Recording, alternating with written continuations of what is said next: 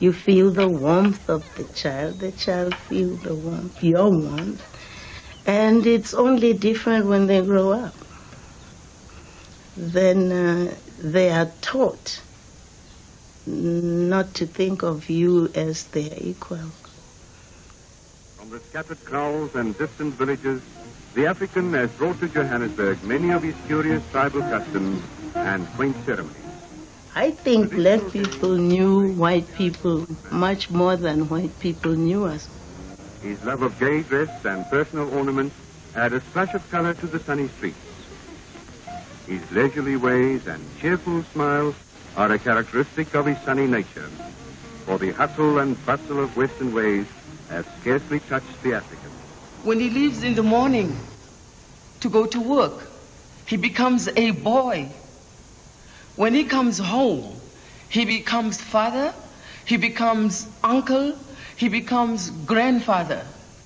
Our parents sometimes would tell you not to criticize things openly because they were afraid that we might be arrested or, just be hurt. Of a cousin. Saw this young girl for the first time. What a wonderful voice. Then I decided that I'm going to tell the other guys, and then we should talk to her. Yeah, she must have been about 20, 21 years old. I think I was about 14 years old then. She just come to town, and her cousin Zweli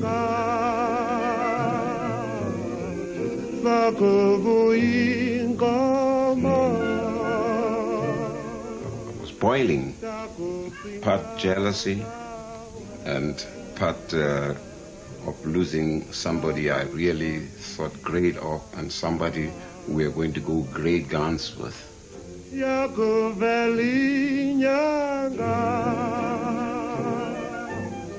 Miriam was always have been in trouble. With a figure like she had, she was a prim, beautiful woman. She could sing and seductive. When she came in with her short hair, she was it.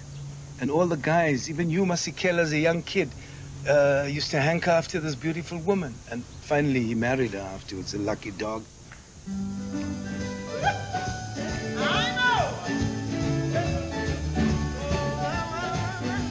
And it was not easy because they were the gangsters as well.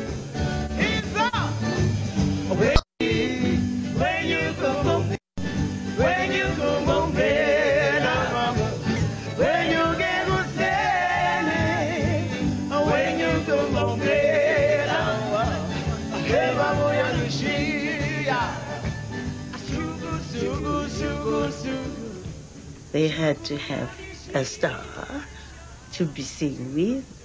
They had to have what they called Sheilas, that those were the women who work as domestic servants to run to if the sun goes down and he's near the house of the white folk. And they had to have the nurse in case they get hurt. We used to have gangsters like the Americans, copying the Americans, like the Americans overseas. And they were riding big cars, and flashy clouds. And now they used to call us the moles, the cherries. And we would dress beautiful, wear brown and white shoes and short stockings, and dressed up to be with the guys on Mondays when they take us to the Bioscope cinemas. They were smartly dressed, and they did their thing. I mean, they didn't work, so they had to earn their living by doing other things, in order to make money. And of course, you had to have a boyfriend that was a gangster to be well protected. It was real bad, it was real mean, And what I liked sometimes, they were into life like jazz. If you're going to perform, when you come Bella, when you come Kuseni, when you come Bella, when you come Kuseni, sugar, sugar, sugar, sugar, sugar, yamishia, sugar, sugar. sugar, sugar, sugar, yani shia.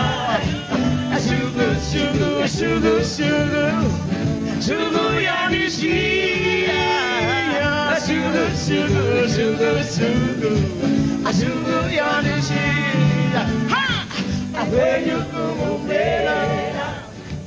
We saw them as the malls, as the women of the big gangsters, and you stayed away from them.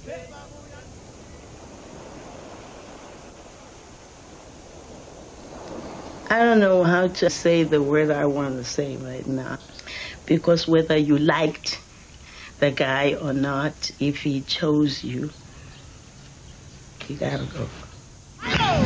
When you go for my lover, when you get the study, when you go for my lover, whoever boy I'm with you.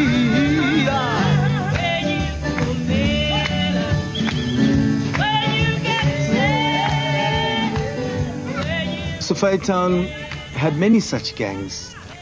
Our gang was called the Vultures. There were the big ones, the Berliners, who were also called the Gestapo, and also were called the Mawagraphone. And these people at a very strange time in history emulated Hitler. Their children were named after Hitler. Because remember, Hitler was the enemy of the Allied nations, and he was fighting against General Smuts.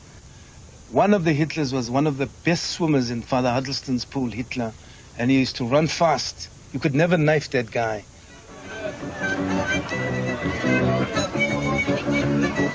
But anyhow, this was the place where it all happened. The place of jazz, of music, of dance, of the jitterbug. A place of violence, the place of death. The place of politics. Where people fought and died and lived by the knife and also died by the knife. This was Sophia Town, as we called it, Kofifi. Sophia Town was one of the best places. It was lovely. We had Chinese, Indians, whites, all the nations you can think of. And people were living harmoniously, and they were happy. And I could share bread with the Chinese. I could share a piece of meat, you know, bite and give him to have a bite, and that was the life, and that's what the government didn't like. It was just sad when it had to be, you know, broken down. Then we had to be told to go to Soweto, but because of the apartheid, we had to leave Sophia Town, and now it belongs to other people. We used to sing for Africans on Thursdays and Saturdays afternoon, but from Monday, Tuesdays, Wednesday and Friday and Friday night it was for white people. We had to have night passes to be in the city or go through a city at night. After a certain hour, there was a curfew for blacks in the white areas. And you had to be out by 9. But we had to work. I mean, this is our life. This was our life. I had to go and sing. Some of the clubs, you know, just used to say, you come and perform in our club, and we'll deal with it when it happens. So they used to have somebody standing at the door, like looking out for the police. And whilst I'm on stage singing, and if the police came, then I would run back into the kitchen and go and just grab one of the chef's aprons and just wear it and start washing dishes, pretend I'm washing dishes. And when they were gone, and then I would throw it away, go back on stage and just sing.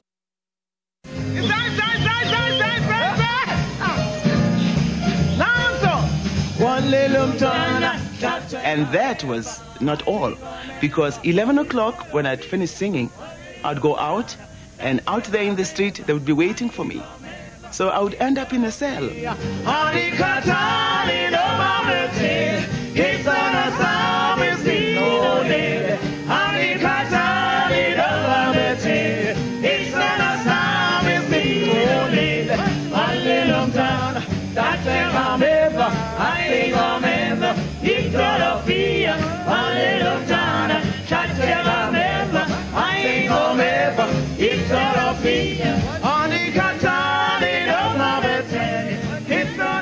beautiful. Because like I say, this is one of the greatest or biggest mistakes the Boers have done in their lives, to be hard on us. Because that didn't keep us down. Instead, it made us strong and more determined. We, at the end of the day, we used to sit back and laugh at them. Like they would lock us up, push us around, put us all in a van, in a police van, and we'd say, "Me bus, me bus, me bus, me." And we didn't mean that, you know. We were mocking at them. We knew that if we say that, they would love it, and they would think, "Oh, poor things, they call me bus, me bus, me. Can I me for the bus sing? I'll sing for the bus. I'll sing for you, my bus. I'll sing." And then we started singing, and then it'd go, okay, gaan haste too. And we used to laugh. People would walk up to you, white, and tell their friends, actually call you, excuse me, you walk up to them and they ask they converse, you become a third person, and they're saying something like, "Oh, wasn't she great?" And they don't even look at you. And if they do look at you and talk to you, they spell things out, and you've been singing for 30 minutes in impeccable English. And I that was actually for me, it made my blood boil. I was with them and had brothers going to Johannesburg in Volksrast. We had a car accident. And Victor Mkhize, who was one of our best comedians in this country, was in the car with us. And he had injuries where they said his ribs went into his liver. So he was bleeding internally. We looked for a hospital there. The first hospital we got to was a white hospital, and they wouldn't take them. So they laid them down in the kitchen. We tried to ask the hospital to give us an ambulance. They refused. So we got this car and put Mkhize in it. And when we took Mkhize to the Baragwanath Hospital here in Johannesburg, he died on the operating table. And perhaps he could have been saved if he was immediately attended to.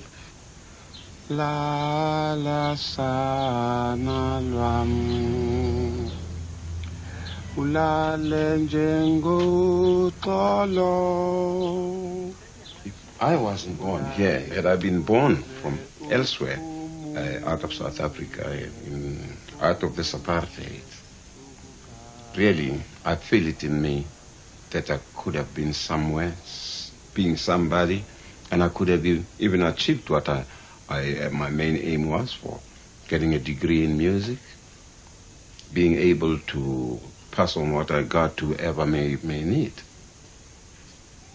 But today, what? It's nothing I can, and it's too late now. I'm 68 now, like you.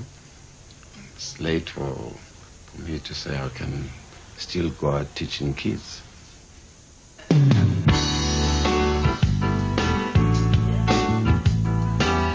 Hapo Zamani is a song where I say, if you see me roaming around without a home, looking like a good for nothing, it is because of the Boers.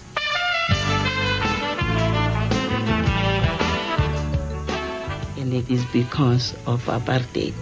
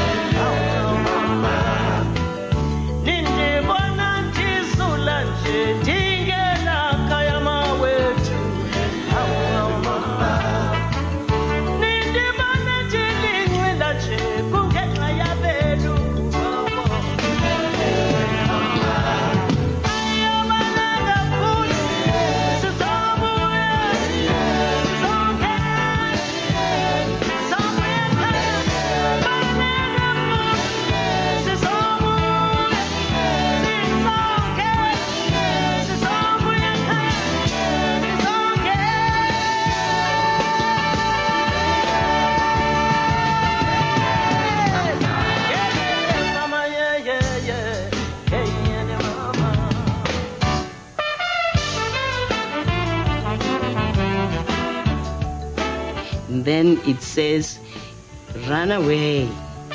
Don't be too comfortable, because home we are coming and we will be back.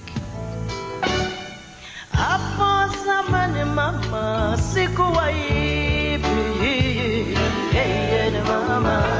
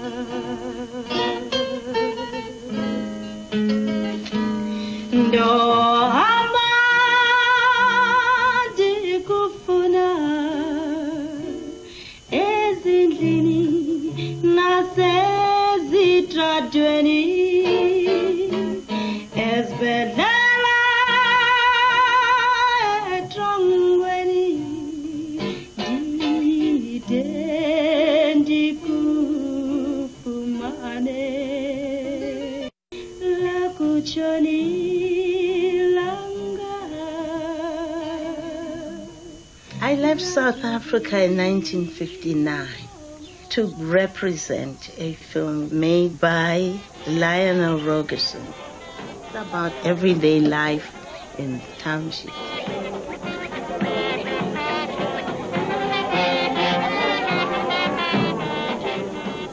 When Lionel took this film back to America, he showed it to Steve Allen. Steve Allen had a Sunday night show with 60 million viewers. Get ready for an exciting debut at the Village Vanguard in New York City, that is, on December 1st. The star will be tall and stunning Miriam Makeba, a young South African of the Xhosa tribe. I don't know if I'm pronouncing that correctly. I don't know how long Miriam has been speaking English, but she's been doing a wonderful job of it all day long here, and it's been very delightful talking to her. When I found Miriam here, she had been first heavily cultural African impact on the whole country of America, and especially on its music community.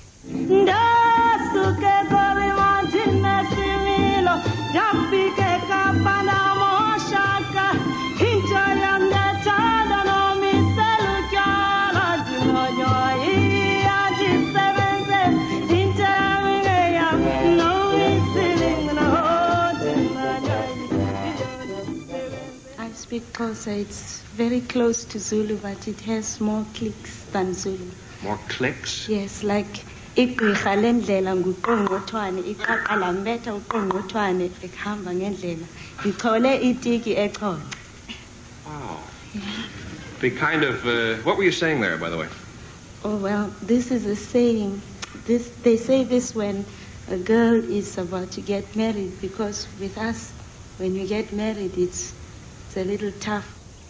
In '64 we got married, but we were both on the road so much after that we hardly ever saw each other.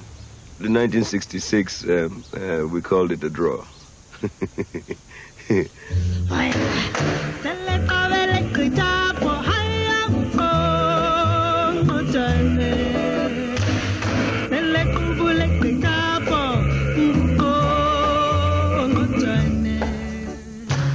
I met Mr. Belafonte before I went to America.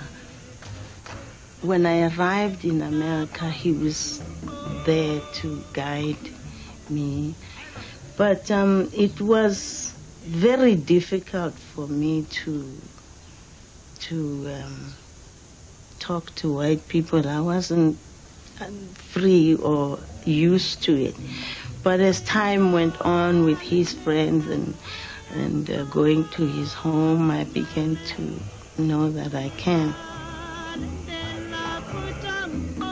She was in dreamland, but she had just opened the Village Vanguard, and everybody had been there. Count Basie, Ella Fitzgerald, and Duke Ellington. And we were blown because to us these were like fantasy figures.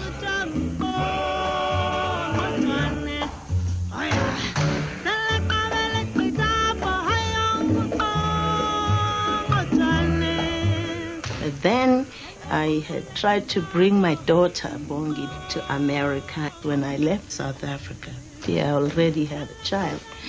And Bongi arrived August 1960. I went to take her at the airport, and she had a letter that she gave me saying my mother was very ill.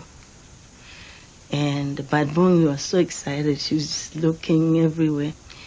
I tried not to show her how I was feeling. And then 4 days after she had come, I went to Chicago, and Belafonte's office phoned me there to say that my mother had passed away. And I wanted to come home. Then in his office, they kept saying I shouldn't come because my brother and others were calling from here that the special branch police were at the house every day wanting to know when I was coming home. So finally, but I wanted to come. So when I went to the consulate, they stamped my passport and out.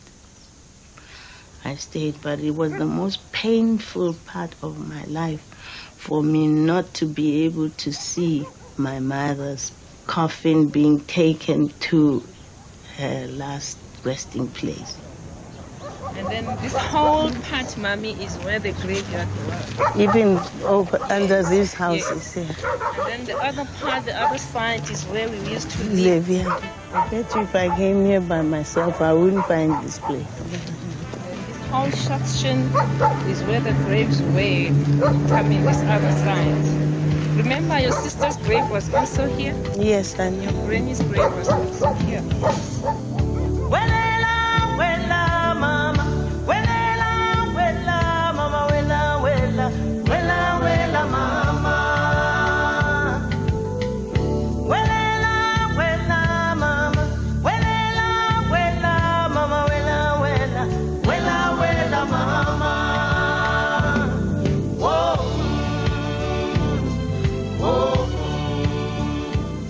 People were uprooted. I mean, they were just turned inside out. And old people died of heartbreak every time we were moved. My mother grew thinner. How can you move somebody who's already 70 years old to go and start a new life in a township?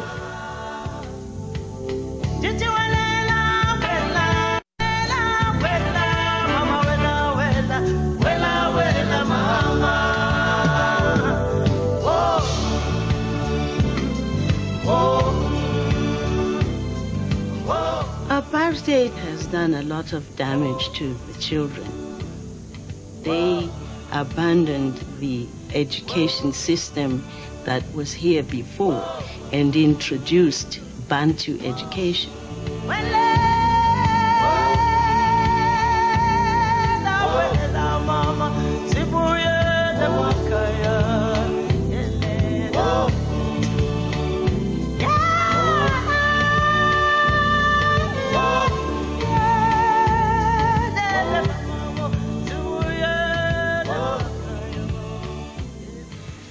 I ask you and all the leaders of the world, would you act differently? Would you keep silent and do nothing if you were in our place? Would you not resist if you were allowed no rights in your own country because the color of your skin is different to that of the rulers? And if you were punished for even asking... I first knew of my records being banned when I had gone to speak at the United Nations. I am even surprised and shocked because here I was banned from my country, and they advertise and use my image for advertising. That shows how stupid apartheid was. Another thing is they just heard of a book called Black Beauty, and they banned it. They didn't even know it was about a horse. I've always admired Miriam Makeba. My dad used to have Miriam Makeba records, which he used to hide, you know, put them in the wardrobe and lock them in. I couldn't understand why was that. And as I grew, you know, he told me you were not allowed to play Miriam Makeba's records in South Africa. Once you were caught with Miriam Makeba's records, you'd be locked in. Well, when I first went to America, I didn't know anything about FBI or this or that, and I wasn't political at all. We would answer questions about my country as honestly as I could. She used her fame to be able to get to the media and to let the world know how much we were suffering here. And it was a very difficult time. The United States and Europe were allies of the South African government because the South African government said they were fighting communism. FBI headquarters. 1 moment, please. I'll give you Mr. Cooper. We were under surveillance all the time. I mean, phones were tapped and we had intelligence following us around the clock. So it was amazing that given all those elements, Miriam was still able to break through them. The independence movement in Africa, when one country after another was achieving independence, it had an impact on black people in America. They started moving, and one always influencing the other. I began to get requests to do a college circuit in America. They were fascinated by the click sound and everything. I was in high school, you know, and she came to perform in this little town I was going to school at. And I was the only black in that town.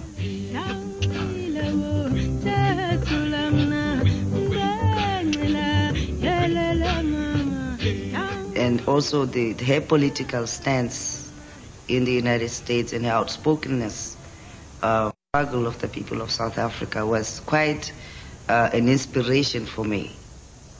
There was a lot of white Americans. They hated what was going down, you know, and what Miriam was standing for. It increased when I got together with Stokely Carmichael.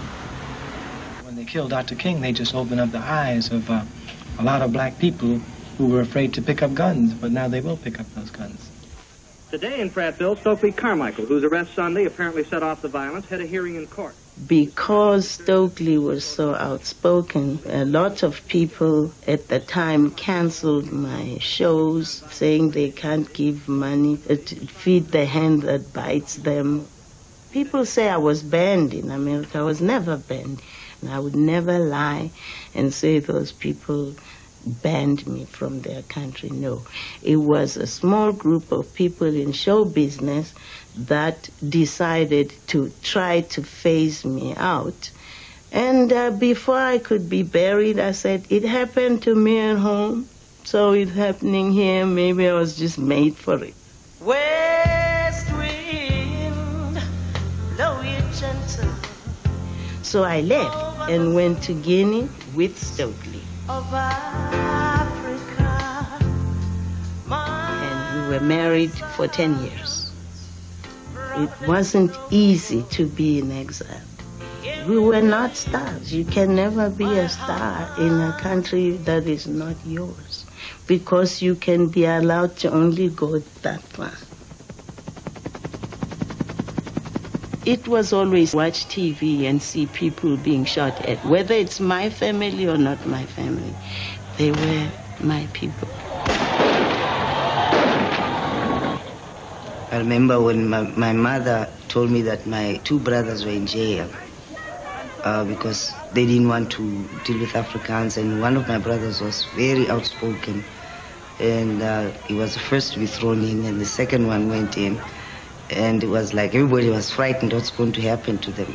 And those were scary moments when you are out there and you can't touch your family.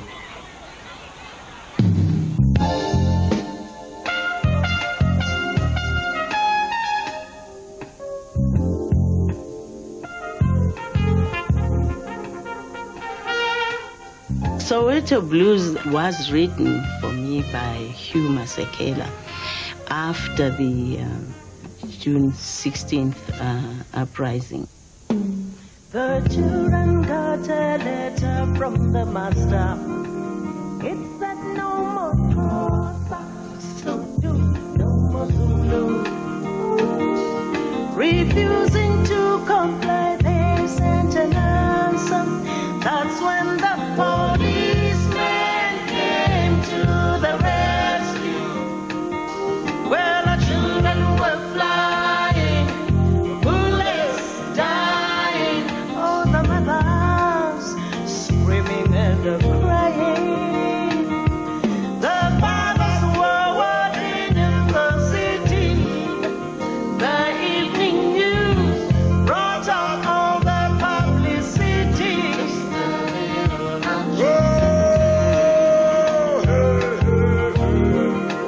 Deep in the city,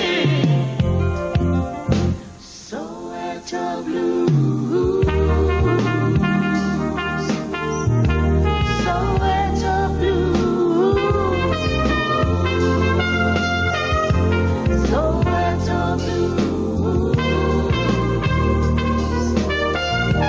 Soweto Blues.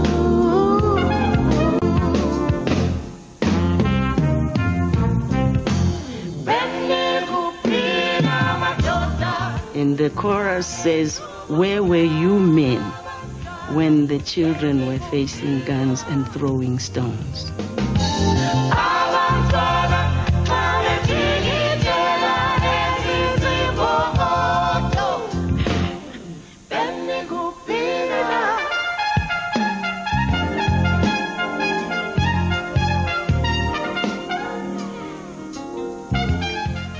I've wanted to come home. Of course, I couldn't, but when President Mandela was released, you know, the whole world was waiting in front of their televisions, and I was one of them. I was in Brussels, and when I saw him walk out of there, I can't tell you how I felt. I just went on my knees.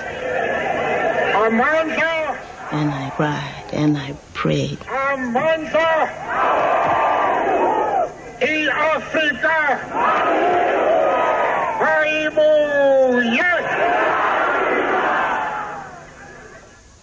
He then talked to me and said, you should come home. And I went to the embassy and said, I want to go home. And then they said, well, your name is still in the computer. I said, well, ask the computer why, and tell the computer I want to go home. Mr. Mandela says we should all come back home.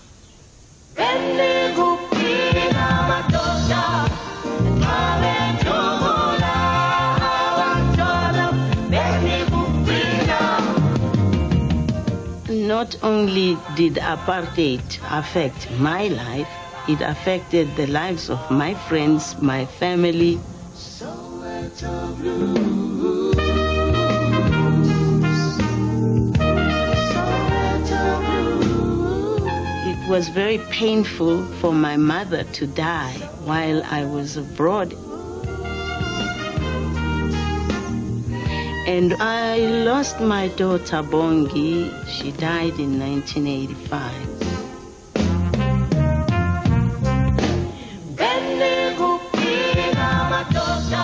I lost 3 relatives at Sharpeville.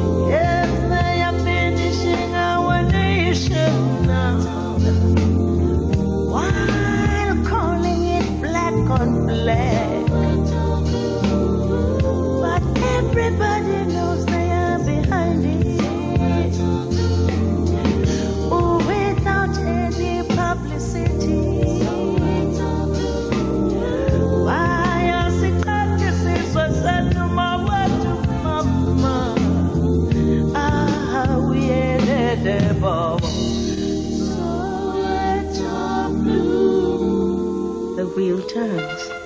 President Mandela said to me, you know, we may never forget, but we must forgive. And he said, you cannot sit with your adversary and negotiate in good faith if you haven't forgiven. So we must forgive. But we shouldn't forget.